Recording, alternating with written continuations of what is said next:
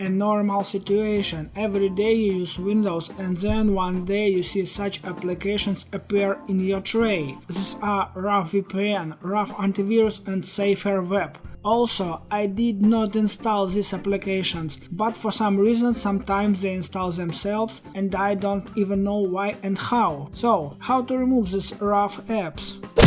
Click Start, Settings, Apps.